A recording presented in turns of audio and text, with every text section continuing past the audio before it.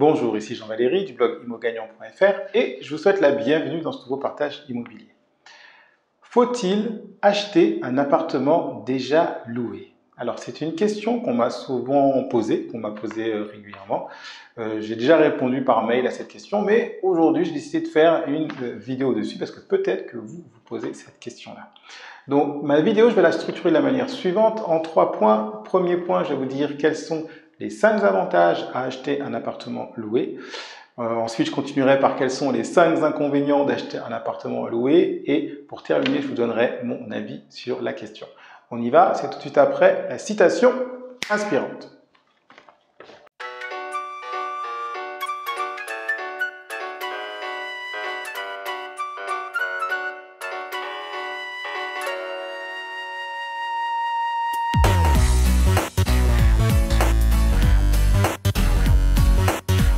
Alors, comme d'habitude, si c'est la première fois que vous regardez une de mes vidéos, abonnez-vous à la chaîne, comme ça vous rejoindrez des milliers d'investisseurs qui l'ont déjà fait.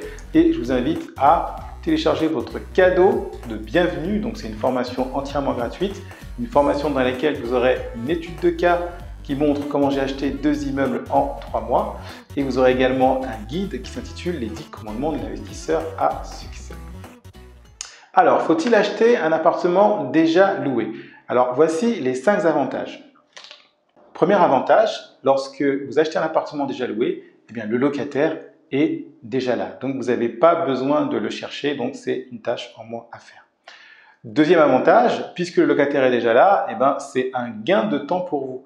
Parce que chercher un locataire, ça demande du temps, ça demande de mettre une annonce, de poster son annonce, de recevoir des locataires potentiels. Et donc, tout ça, c'est du temps et de l'énergie. Et donc, c'est ce que vous économisez quand vous achetez un appartement déjà loué.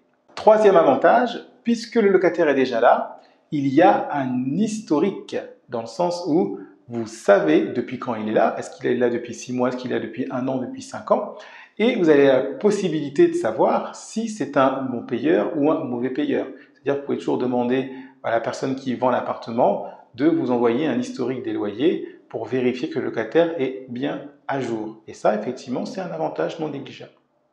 Troisième avantage, la rentabilité est déjà connue. Puisque le locataire est déjà en place, qu'il y a déjà un bail, il y a déjà un montant de loyer. Et donc, en fonction du prix auquel vous allez acheter l'appartement, vous allez pouvoir calculer directement la rentabilité. Et ce ne sera pas une rentabilité prévisionnelle, mais ça sera une rentabilité effective parce que le locataire est déjà là et que le bail existe.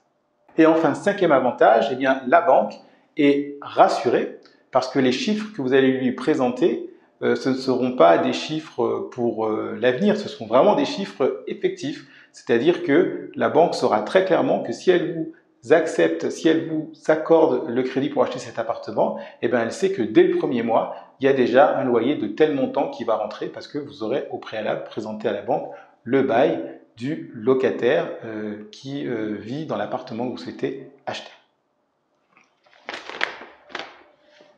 Alors, voici les 5 inconvénients maintenant. Lorsque vous achetez un appartement déjà loué, premier inconvénient, eh bien, vous n'avez pas le choix du locataire. C'est-à-dire que le locataire, il est déjà là. Alors oui, vous n'avez pas eu à le trouver, mais si l'appartement vous plaît bien, mais que le locataire, il vous plaît moins bien, vous sentez que vous n'avez pas d'affinité, ou eh bien, vous n'y pouvez rien, vous ne pouvez pas le mettre dehors pour acheter l'appartement. Donc, ça, c'est un des premiers inconvénients. C'est le premier inconvénient.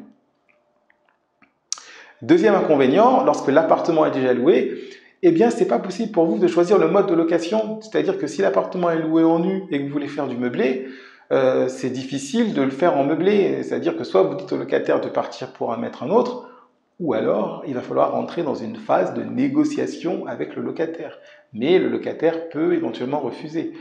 Si toutefois vous avez acheté un appartement, vous souhaitez acheter un appartement pour faire de la colocation ou de la location courte durée, et qu'il y a un locataire dans l'appartement qui le loue en nu, vous ne pouvez pas forcément le bouger comme ça. Donc si vous trouvez un bien super pratique pour la location courte durée, mais qu'il est déjà loué et que le locataire est là pour encore 2 ans et qu'il ne veut pas partir, eh bien ça veut dire que vous ne pourrez pas exploiter l'appartement comme bon vous semble, vous serez obligé d'attendre que le locataire s'en aille.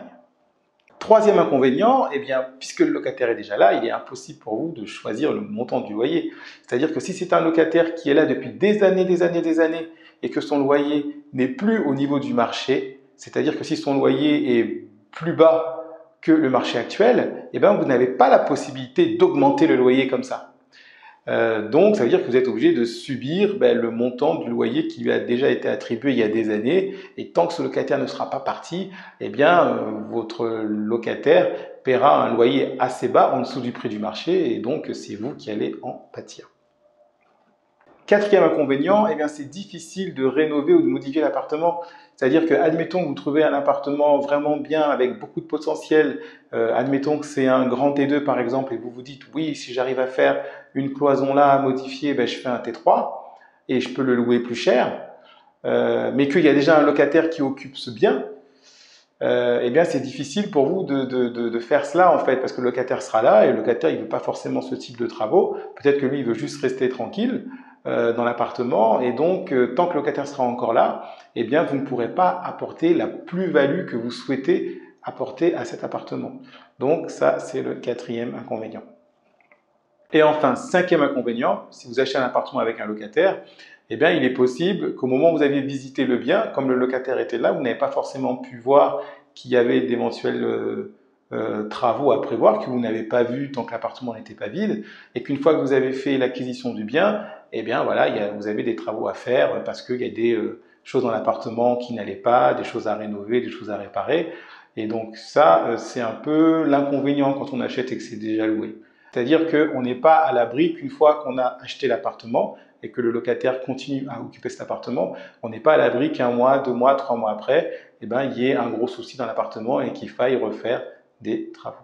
Travaux que vous n'avez pas pris en compte dans le plan de financement au départ, parce que ce n'était pas prévu tout simplement. Alors maintenant, mon avis sur la question. Moi, ce que je vous conseille, c'est d'acheter un appartement vide, avec travaux, sans locataire. Comme ça, vous achetez l'appartement, vous faites faire des travaux, vous rénovez l'appartement bien comme il faut, vous faites en sorte que ce soit un bon produit. Comme ça, vous repartez sur une bonne base. Vous êtes sûr de ne pas avoir d'imprévu. Vous savez que l'appartement a été rénové, que c'est un de vos artisans qui l'a rénové.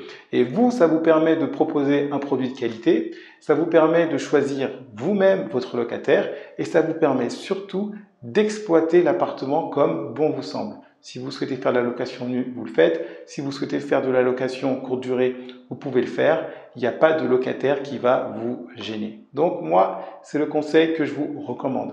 Maintenant, si vous préférez être rassuré, parce que ça rassure le fait qu'il y ait déjà un locataire, ça prouve qu'il y a déjà une rentabilité qui est là. Si ça vous rassure, pourquoi pas? Mais dans ce cas-là, analysez bien l'appartement, venez avec un artisan, demandez au locataire comment il trouve l'appartement, est-ce que selon lui il y a des travaux à faire ou pas. L'objectif de ça, c'est de pouvoir, s'il y a des travaux à faire dans l'appartement, intégrer tous les travaux de réparation à faire, les intégrer dans le prêt, dans la demande de financement, pour que ça ne sorte pas de votre trésorerie. Donc voilà, on arrive à la fin de cette vidéo. Donc comme d'habitude, je vous invite à la clapper, donc likez la vidéo, abonnez-vous si vous ne l'avez pas encore fait. Partagez la vidéo si vous pensez qu'elle peut intéresser un ami, un membre de votre famille. Et dites-moi dans les commentaires, qu'est-ce que vous préférez vous? Est-ce que vous préférez acheter, louer avec un appartement avec un locataire en place? Est-ce que vous préférez acheter un appartement vide et faire des travaux? Donc dites-moi ce que vous en pensez, puis donnez-moi vos arguments. Comme ça, on va pouvoir enrichir la communauté. Je vous remercie vraiment. Merci d'avoir suivi cette vidéo. Je vous dis à très bientôt pour un nouveau partage immobilier. D'ici là, n'oubliez pas que vous avez de la valeur. À très bientôt.